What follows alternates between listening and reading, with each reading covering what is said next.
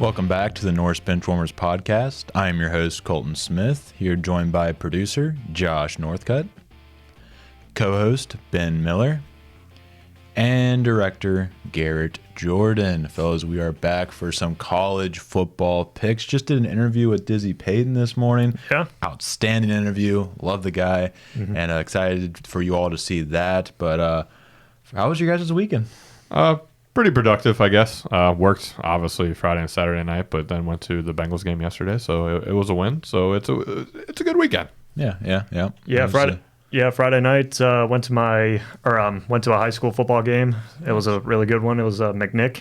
Okay. Yep. Yeah, and like I said, great game. And Saturday worked. Sunday watched the Bengals. They definitely hit the jackpot over the weekend, knocking off Vegas. And I love the pun. I love the pun. And last but not least, just watched a crazy NASCAR.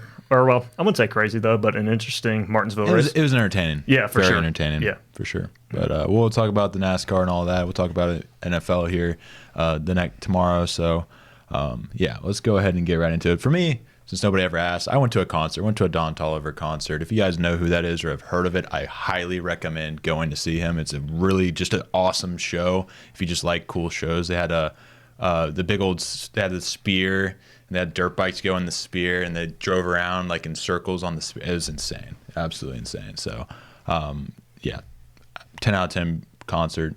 Would do it again, and now that I've gotten what I did last weekend out of the way, let's go ahead and get into what was I guess you could call, uneventful weekend in college football. Garrett, what's the top 25 looking like? Well, I entirely disagree with that statement, but as far as the top 25 goes, rounding out our top 5 here, Oregon is the unanimous AP number 1 after their defeat over Michigan. Wait, Michigan. Oh, yeah, that's right. Indeed. I like how you had to double down on it. So number 2, 7-1 Georgia. Number 3, Ohio State after their victory over Penn State. Number 4, Miami, and number 5, Texas, who jumps to number 5 after a bye week, and then Penn State slides out of the top 5, falling to number 6. I'll stop you right there. A lot of controversy around the Georgia and Ohio State ranking, as Georgia struggled against Florida, and Ohio State lost to the number 3 team in the country, or just beat the number 3 team in the country. So a lot of controversy there. What are your thoughts on that? Go for it. Okay, yeah. I said weeks ago, I still think Ohio State technically should be ranked above them because their one loss is better than Georgia's one loss. Yeah. This win over Penn State should add to it. You go into Happy Valley, you get that win. It should play a role. It wasn't a dominant win, but the defense looks really, really, really good. So I would say Ohio State should be 2, Georgia should be 3. It doesn't matter, though. We'll see what the College Football Committee has to say about we will. Yes, we will indeed. Yeah, I think Ohio State should be above Georgia, in my opinion. That Oregon, they have a better loss to a really competitive Oregon team. So, and over the weekend, obviously, they knocked out Penn State in Happy Valley. So, I think they need to be the number 2 seed over Georgia. All right, back to you, Garrett. So outside of the top 5, we'll talk about your big movers. Obviously, Penn State sinking to 6 after their loss to Ohio State.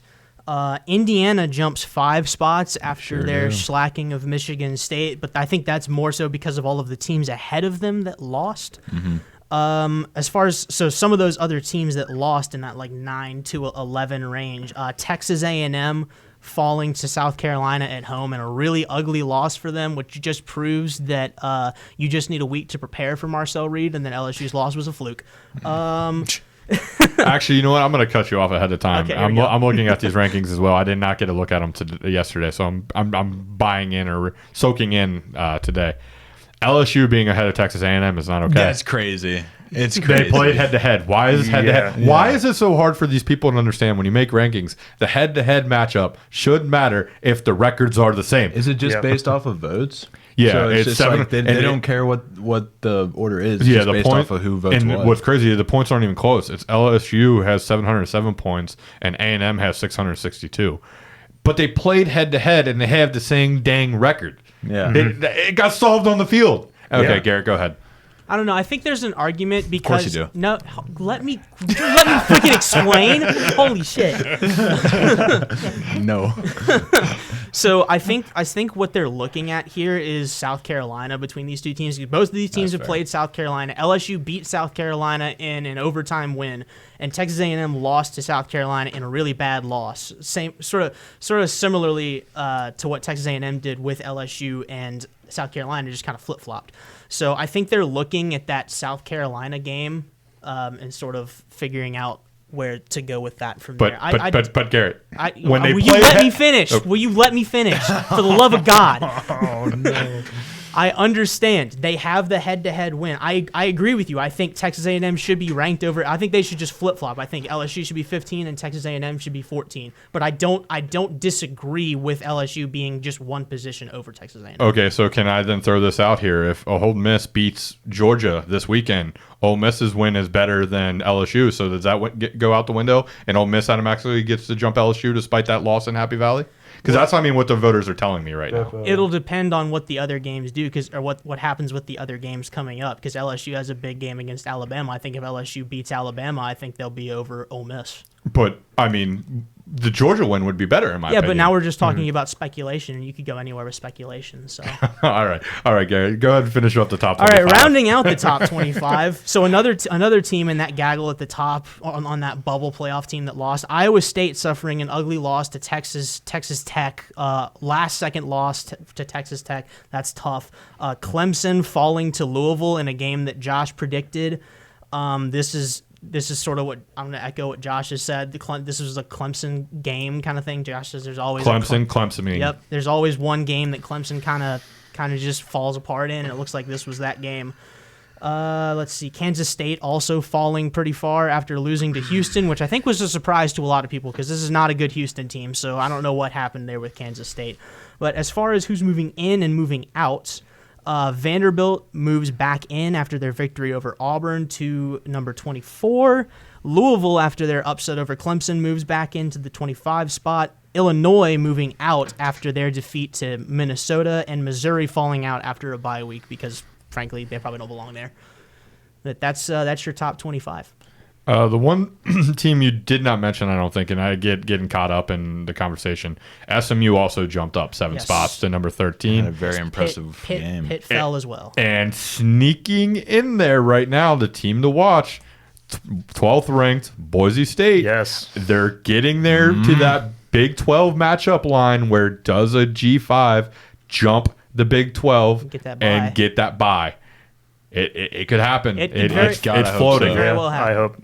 So that's the two things I also saw when looking at this. So you're saying if they jump the line, then it's the 4 highest ranked conference champions. So if BYU were to lose, which I right now looking at the Big 12, I think it's possible. Very much so. Boise State wins out, and they're higher than the the ranked champion. So basically, whoever BYU plays in the Big 12 championship. Does BYU become the 12th seed? No. Then they could be a 5, they could be a 6, they could be a 7, 8, 9, anywhere in there.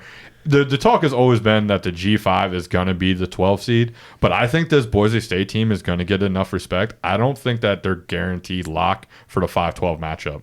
I think they got the weight of that Oregon game where they went into Eugene and only lost by 3, and they've been handling teams pretty soundly. So this Boise State thing is going to be fun, but we all figure it out tomorrow night. That's when it all gets released. Yeah. That's when we find out what all of these wins mean. How does the college football committee view these, value these? Right. We find that all out tomorrow night, and it's going to give us a lot of context for where these teams truly stand. Because for now, it's just speculation. It's what we say. It's what the media says. It's what they vote. And it's really just all speculation on how it's viewed, and it comes down to what we see. Because a big question is going to be, how do they rank Indiana to Penn State? Yep. Yeah. Because if Indiana stays below Penn State, the loss to Ohio State won't matter. If they were to lose Ohio State, I know you think maybe differently, but we'll see. But if they were to lose to Ohio State, how do they compare the Penn State to Indiana matchup of how each team lost, one losing on the road, one losing at home? That Penn State, Indiana is huge, and then also where the second-ranked Big 12 team is and where the second-ranked ACC team is to tell us whether they're going to put another team in, or is it just going to be a Big 10 SEC showdown in January, which will then send our buddy Garrett into a frenzy, as I almost did to him about a month ago. So, Garrett, I know you are very confused on what the point of bracketology is, but do you see where the fun is? No, it's more frustrating than fun. Hey, I'm going to say, just for a little hint in the future of the show, later on today, I put Garrett on the spot and made Garrett give us our 12-man bracket. He forced me to make a bracket, so I will be giving you a bracket later. But let's talk a little bit about the games this week. Yes, let's go into that. Yeah, so Garrett, you want to run down some games first? Since you usually go on your spiels first, and it's easier this way for time. It's easier for us to work around it. Yes. So Garrett, go ahead. Sure, why not? I'll go ahead and run down this six pack. So, let's see. We'll start with the previous week's 6-pack. The first game in our slate was Ohio State and Penn State. If you watched, Ohio State went into Happy Valley and got the victory, 20-13 over Penn State. It was a very strong defensive game from both teams. Ohio State just had that little extra edge. Moving down the list, Ole Miss and Arkansas. I think I picked this one because I thought Arkansas might have had a chance of upsetting them. I was very wrong. I have no idea where this Ole Miss offense has been the past 5 weeks. Yeah, you, me, Colton, and my Heisman money are very wondering where this Jackson Dart has been. Yeah. That man was stupid good. But continue. I thought this offense was nothing without Trey Harris, and then Jackson Dart throws 6 touchdowns and 515 yards of offense. So Ole Miss is just an enigma to me. I don't know where the hell to place them. It'll be fun to see what they do coming down to the wire here. But yeah, a massive win for Ole Miss when this was, in my opinion, slated to be a trap game. Moving down the list, we have the rivalry in Jacksonville, Florida and Georgia. Florida hung in there for a while. It took 4 quarters for Georgia to put them away. It was a pesky Florida team on Saturday, but Georgia did eventually hold on to win despite a 3-interception day from Carson Beck. It wasn't his best outing, but they did still manage to hold on. DJ Lagway getting hurt played a huge role in that, because I think Florida might win that game if he doesn't get hurt, because they were dominating when he was on the field. Yeah, no, that hamstring pull definitely hurt Florida's chances to win that game. They had to turn to their transfer from Yale, who looked okay. I mean, he's their third-string quarterback. Right.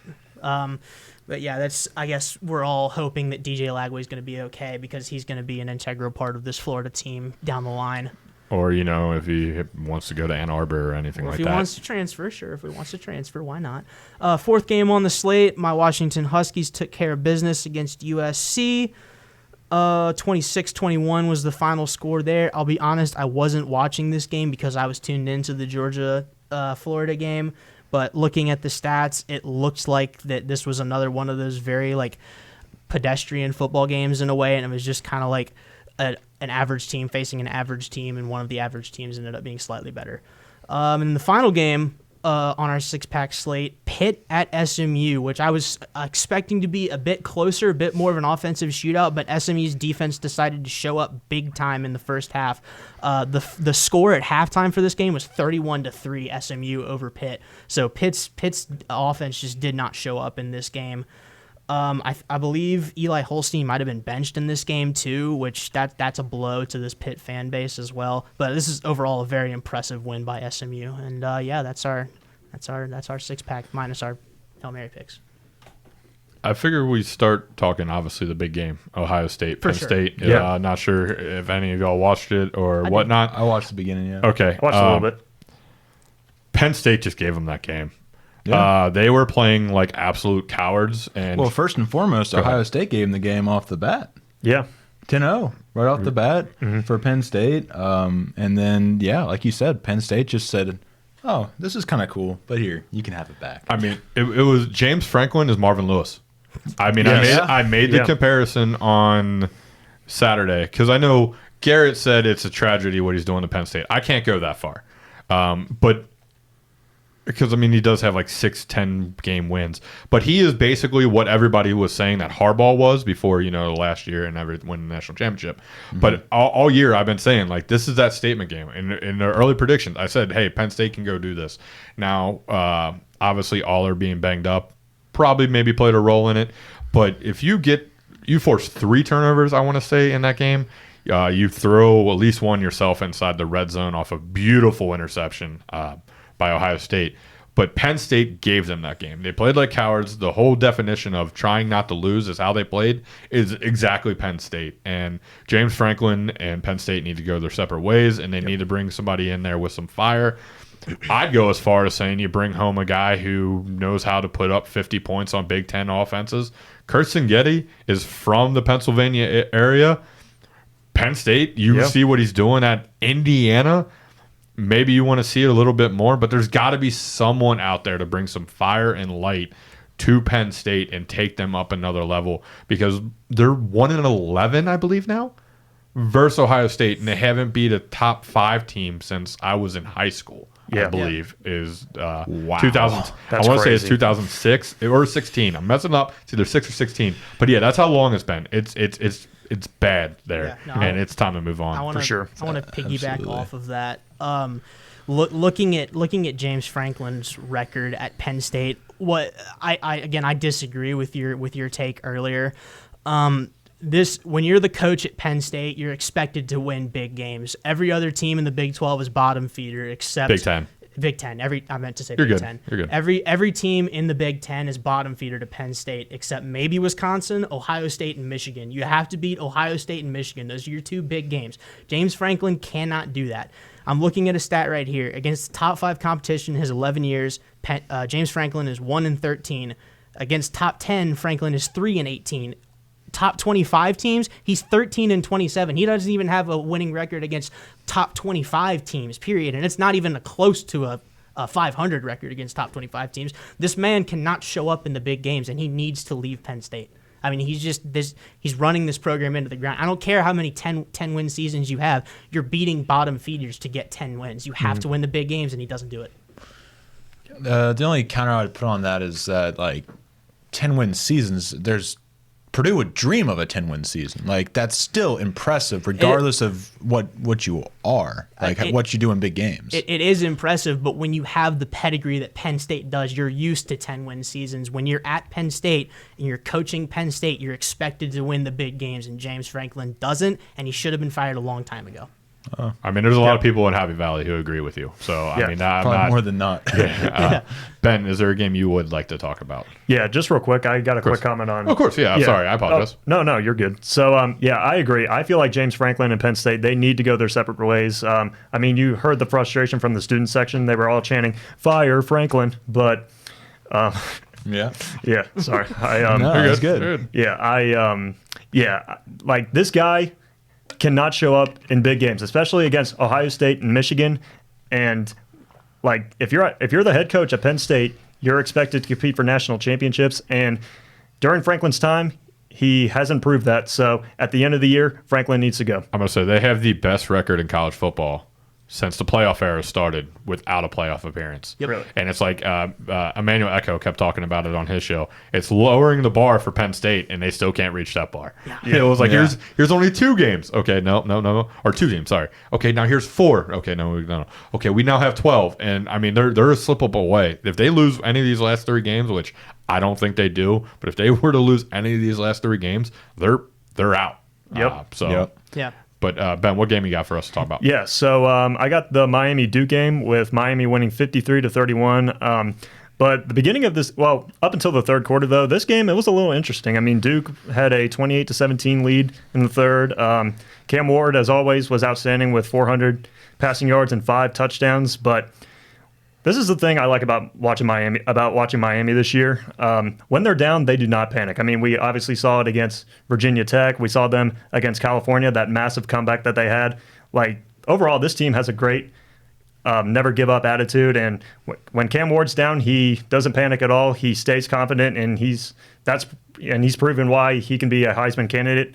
But this Miami team as a whole, they need to be more consistent, though. I mean, they started the game with 2 touchdowns, and since then they had 3 and outs, and the defense gave over 200 yards in the first half. So, I mean, they're lucky that they're undefeated, though. But overall, though, I'm just impressed with Cam Ward and that whole Miami team about not giving up, because they proved that all season. I mean, that's half the battle. I mean, being a top team, you have to know how to come. Like, you're not going to come out in every game and lead. You're not going to come out with that. You're going to have slow starts. You're going to have points of the game where the other team's beating you, and not getting more teams than not tend to just get down and not come back. And this Miami team does not. They are not afraid of anything that I have seen, and that's across all sports. Being able to stay calm in the face of pressure. And Garrett, I hate to bring up your LSU. I feel like that's kind of what happened to LSU. They got hit in the nose. Nussmeier threw a pick or two, and he still has to develop that trait. It's not something that necessarily you just automatically have. But that's kind of an example of a game where they just didn't have an answer. And that's kind of, I think, the difference of Miami to an LSU is that they do come back when they get hit in the nose. And to be fair, you can make a point about the South Carolina game. They were down 2 scores in that. So it's probably not the best example for me. But it's just what came to mind was watching that game.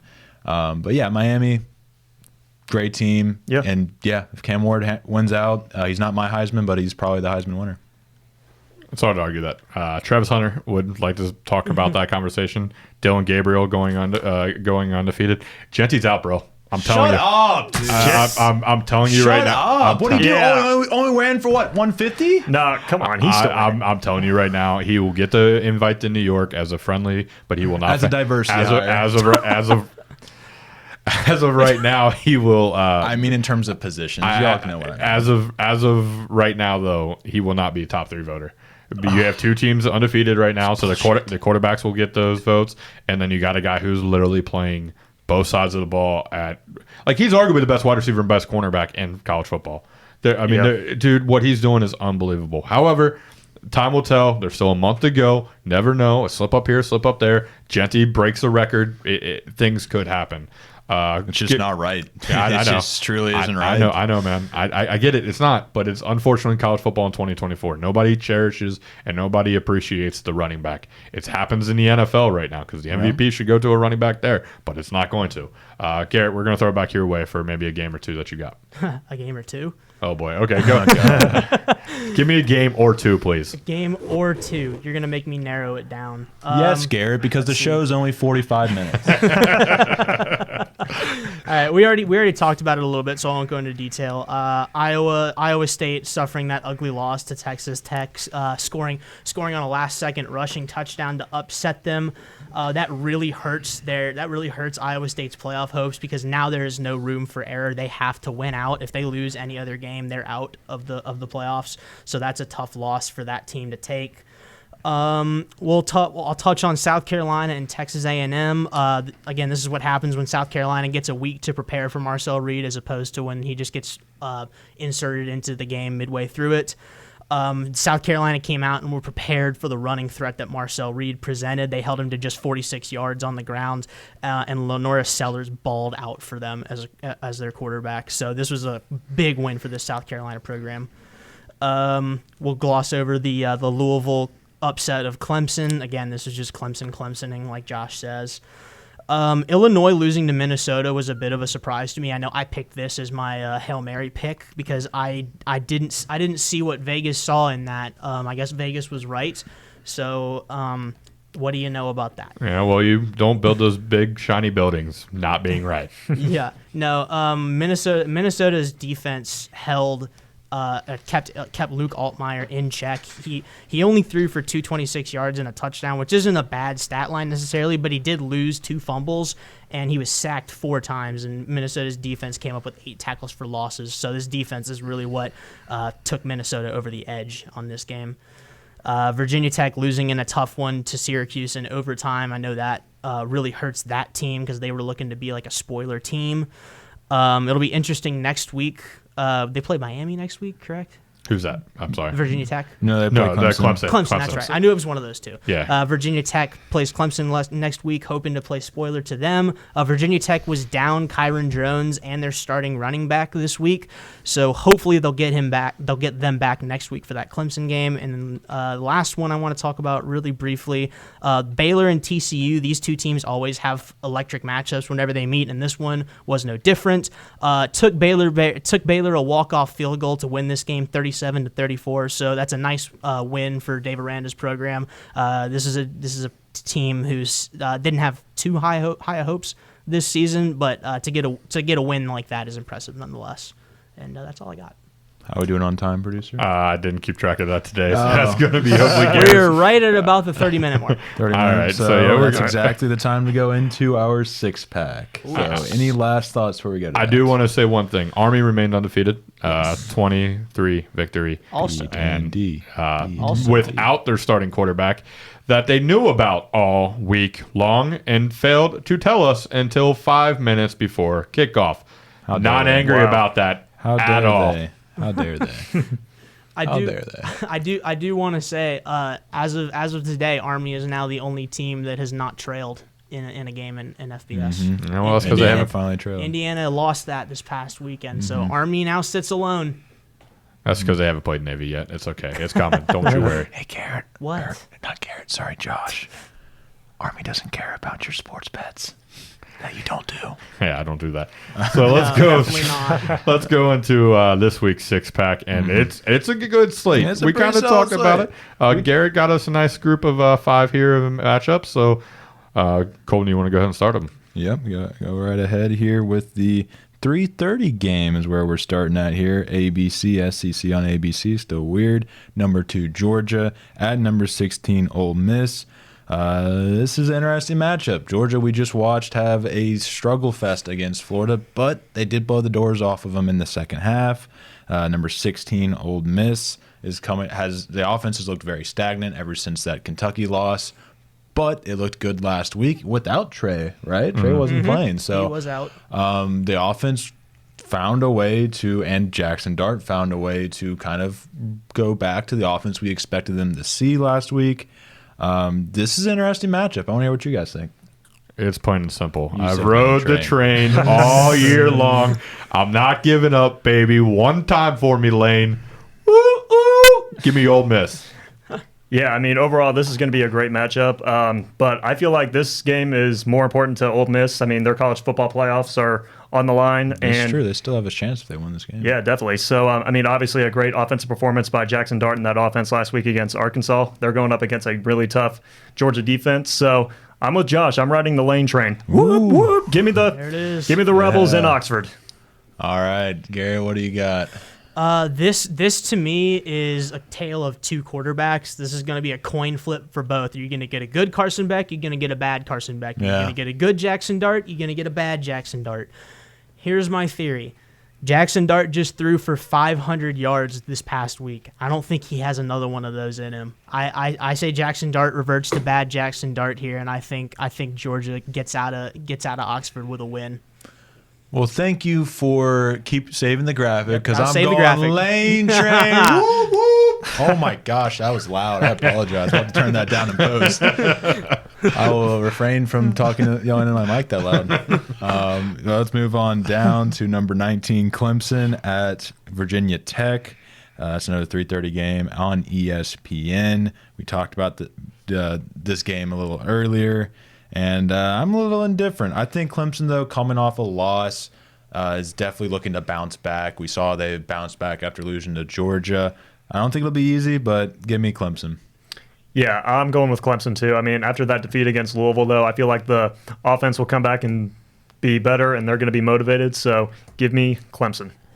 I 100% agree with both of y'all. I also like Clemson, not because of the same reasons you do, but because Kyron Jones is banged up, and I don't know if he'll play this week. So give me Clemson. Wait, so you agree with us, but not for the same reasons that we do? Yeah, as in, like, you guys think Clemson will easily bounce back. I'm only taking Clemson. If Kyron Jones were healthy, I would very much consider Virginia Tech to win this For game. sure. Okay. Yeah. Yeah, for me, what I'm seeing here is from what the research that I did showed that Kyron Jones was kind of a day-to-day thing, and from what I remember, they do expect to get their starting running back, Bashal Tutin, back for Virginia Tech. So they'll have their starting quarterback potentially back, and they'll have their starting running back back. And I think if those two guys play together, this is a very pesky Virginia Tech team. These are two teams that are both coming off of a loss. Virginia Tech, a heartbreaker in overtime to Syracuse. Clemson, a loss to Louisville last week, and in a game that really, honestly, knocked honestly could have knocked them out of the playoff race.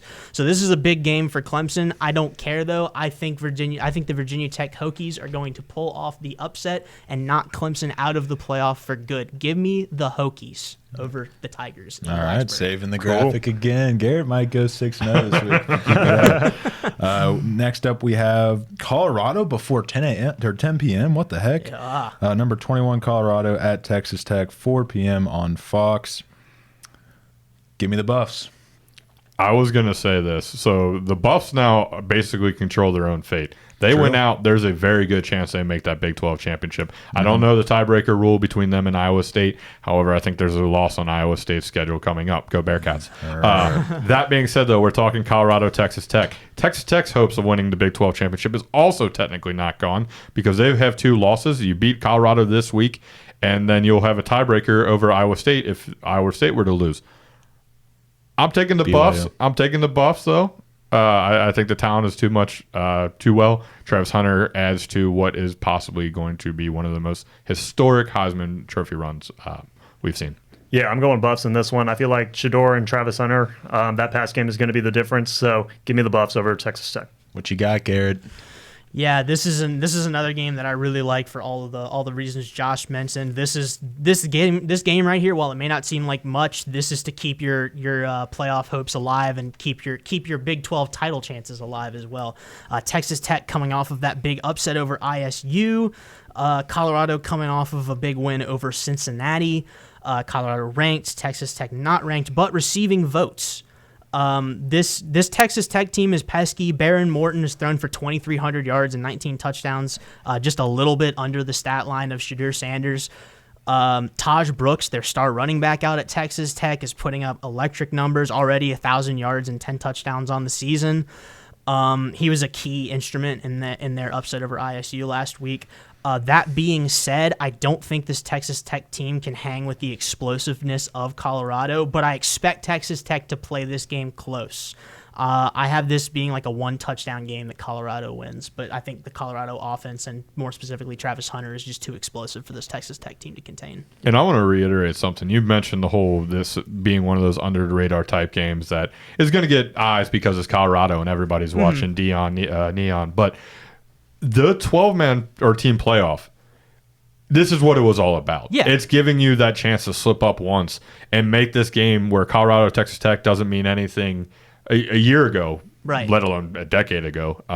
But now it's something that is playing impact right now for a chance to go to a historic 12-man playoff. It may not seem like it based off of the record, but Texas Tech absolutely is in contention to win the Big 12, which is crazy to think about. But if they win out, they have the potential to slip into that like second place spot and play for a championship, which is crazy. All right, yeah. You're excited to watch some Big 12 football as always. That'll be a big game for sure. Then we have unranked South Carolina at number 24. Vanderbilt, Vandy back in the top 25.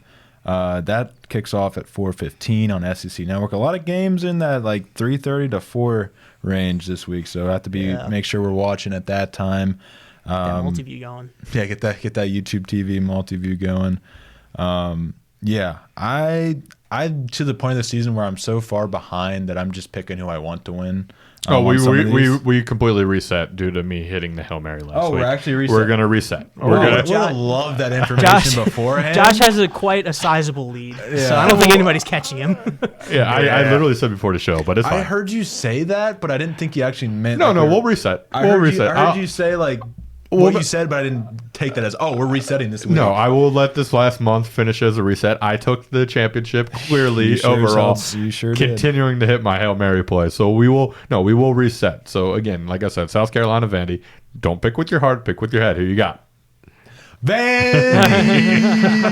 Diego Pavia, I'll take the L on this one. I don't care. I just want to root for Vandy. Nah, I think Vandy actually wins, and I don't even think they only win. I think they win big. This Vandy team is very scary. They'll have LSU in 2 weeks, and then Tennessee. Don't sleep now, but a few teams drop a game here and there. 2 loss Vandy, SEC championship. Doesn't sound crazy. Diego, baby. I mean, obviously it was a great defensive performance by South Carolina last week against Texas A&M, but I feel like that Vandy offense will come back and be better compared to what they did last week against Auburn. So I feel like Diego, I'm always forgetting his name. What is it? Diego Pavia. Ravia. Pavia. Oh, Pavia. My bad. Yeah, I feel like he's going to show up big in this game. So give me the Commodores over the Gamecocks. Josh, that's a cute take. Unfortunately, Vanderbilt will not be playing for an SEC championship because South Carolina is going to win this game. This is going to be Diego Pavia versus a South Carolina Gamecocks team. Diego Pavia is the Vanderbilt Commodores. He has a good option at receiver in Eli Stowers, but this is the Diego Pavia show. And I think South Carolina has a more fleshed out team between Sellers and Rocket Sanders in the backfield.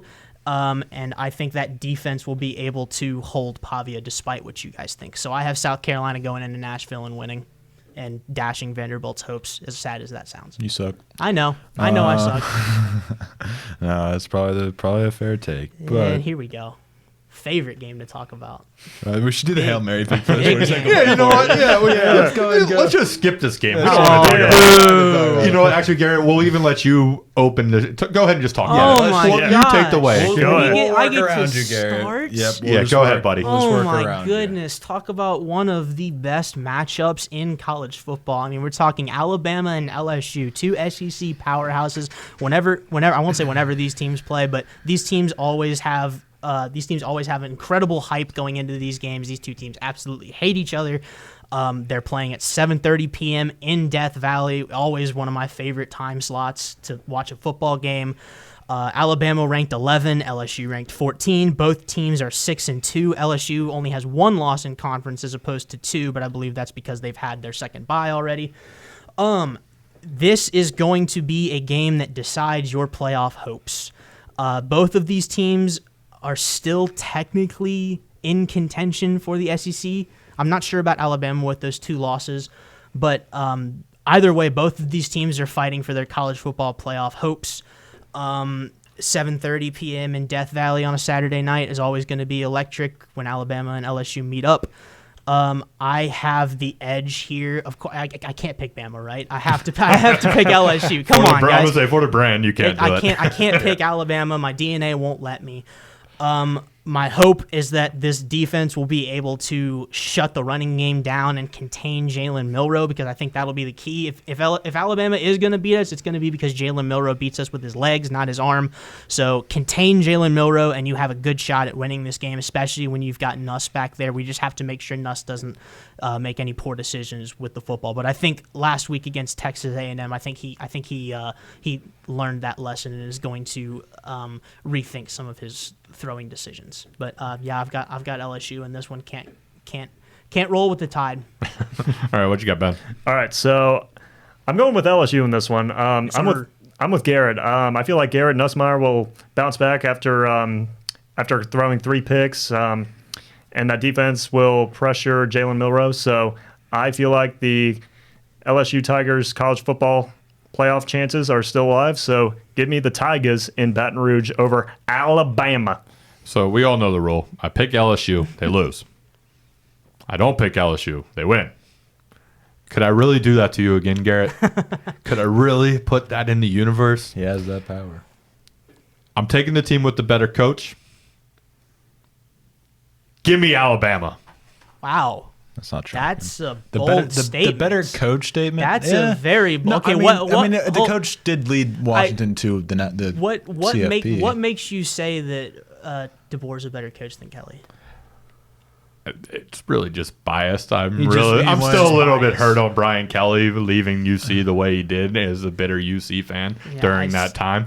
But no, to be completely honest with you, we've talked about it. Brian Kelly tends to choke in some of these big games, and this is the biggest game maybe of his era. And I just see Alabama going in there and pulling the upset, which we all know means LSU wins this Saturday night. I trust the pedigree more of Brian Kelly. I know that he does have that tendency, but I need to see it a little bit more from Kalen Moore. I know he made it to the playoffs with Washington, but now he's in one of those conferences, right? Yeah, no, you're So right. You're right. I have to see more than just the first year at Bama for me to put him in that upper echelon of coaches. I don't disagree at all. These are two great coaches. These are two great teams, and I literally cannot wait to watch this matchup. I think an interesting game to look at for choosing this one that makes me go with LSU is that game against Tennessee. Tennessee, I don't think is that great of a team. I think they're a good team. Don't get me wrong, but I think that was easily a winnable game for Alabama, and I just don't. I don't know. They're going into another hostile environment, probably even more hostile environment than that of Knoxville, and I think that just gets to this Alabama team for whatever reason. I mean, they couldn't even go into Vanderbilt and get a win.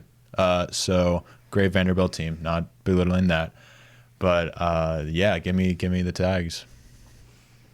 And I am the person that is hosting the show, so I move on down. I'm used to going first, so it's weird being the last one. Yeah. But yeah, so now it's time for a Hail Mary pick, which I had to adjust because I was just going for a Hail Mary pick. I had a chance to do the funniest thing. I wasn't actually going to pick Purdue, but we had a bet on it that you were. Yeah. No, I did take a glance at that 38 spread. I'm like, ooh, I could shut up Josh if my team just wins once.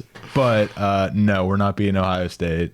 Now we will, but Rondell Moore's not on the team anymore. I'm going to go ahead and let you guys make yours while I'm still adjusting mine. It's been a beautiful Cinderella season for them Hoosiers. It ends this weekend. Go Blue! Give me Michigan. Do that. It was obvious. Yeah. All right, for myself, I'm going with Duke over UNC. I mean, from certain parts of last You week. mean NC State? What did I say? UNC. Oh, my bad. NC State. You said what? Go ahead. Yeah, but overall, though, I was impressed with Duke, what they did against Miami, challenging them. So I feel like they'll take what they learned against Miami into Raleigh. So give me Duke over the Wolfpack. Okay, we have a big matchup in the ACC this coming week when Miami travels to the ATL to take on Georgia Tech. Haynes King has been out the past couple weeks, but it looks like he is slated to return for Georgia Tech this weekend, and I could see this Georgia Tech team pulling off an upset against a Miami team that has gotten off to some pretty slow starts against lower-level ACC teams, in my opinion. Haynes King's return means that this Georgia Tech offense is going to be firing on all cylinders now, and I am super excited to see if Georgia Tech will be able to pull off this upset. Miami is favored in this game by 11 points, which I think is a little bit too big of a spread for a Georgia Tech team that's getting Haynes King back, but what do I know, right? But yeah, give me Georgia Tech in this game. That's what I was going with. I lost it on the schedule. I wanted to make sure I had the right teams, and I just knew I was going to pick Miami to lose. So now I am adjusting. I'm just going to copy off of you, Garrett. We're back. I really want to just pick Georgia Tech because I remember a time when I thought they were making the college football playoff. So this is where it starts. Right here. Right here. That was when we thought Florida State was a good team. That's very true. What a day that was, huh? We were still working for the Y'alls back then. Man, what a time that was. Crazy times. But yeah, I'm going to just piggyback off of Garrett. Call me a copycat. But yeah, now it's time for Director Garrett's college football playoff bracket. What do you got, Garrett? Yes, it is. Yes, it is. I don't have the rules in front of me. Josh, do you want to explain to the viewers how the bracket's supposed to be set up? Yeah, so your first four teams, the top four ranked teams will get a bye. AKA, if you win your conference, you will fall in that line. As I explained earlier, technically there is an opening for Boise State. As of right now, there's not, but we may not even know that till Tuesday night when everything gets released. Everything else then, 5 plays 12, 6 plays 11, 7 plays 10, and 8 plays 9, and then they break off. No weird like NFL, the lowest ranked seed. So if the 12 seed or no reseeding. Yeah, no reseeding. So no matter what, the winner of the 5-12 will play the 1 and play the 1. Yeah. They'll play the 1, and then the winner of the 8-9 will play. No, the winner of the 8-9 will play the 1 because there are no reseedings. Okay. Winner of 8-9 will play the 1. So yeah, bracket time. I can't wait to hear this because I wanted to put you on the spot specifically, Mister.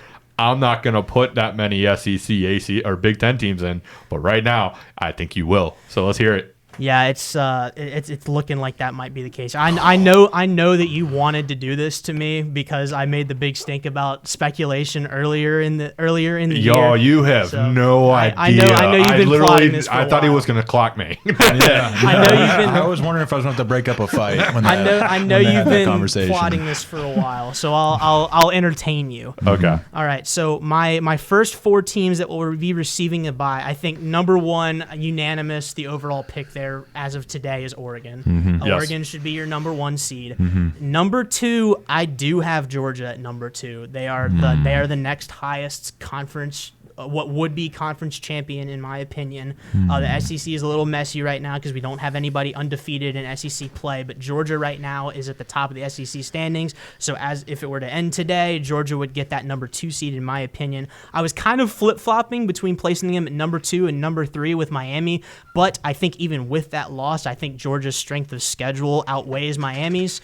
And plus Miami, granted Miami and Georgia have both gotten off to these pretty slow starts in some games, but right now I have more faith in Georgia as a complete football team than Miami, despite the fact that they have Cam Ward.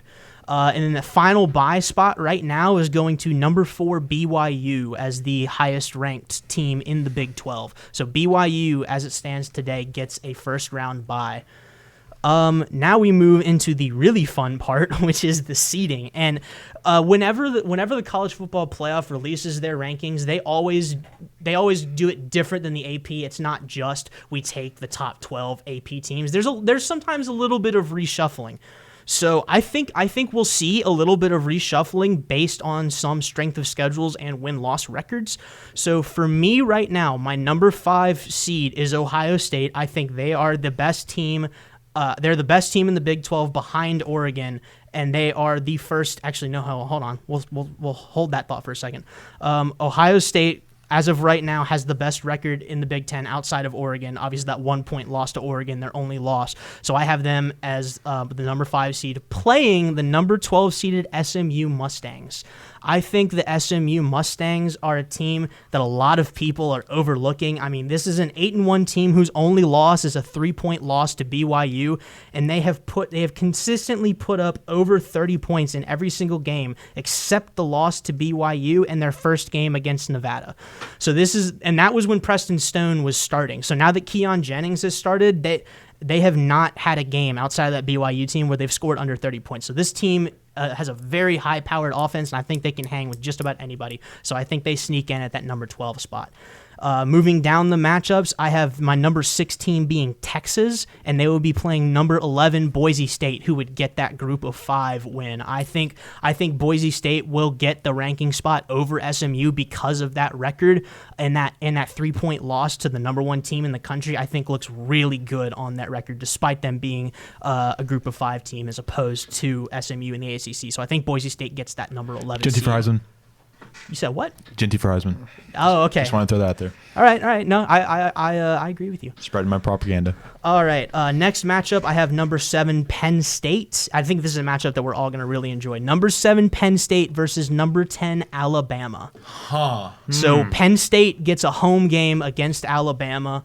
Granted, I understand Alabama is a 2-loss team. Alabama is a 2-loss team.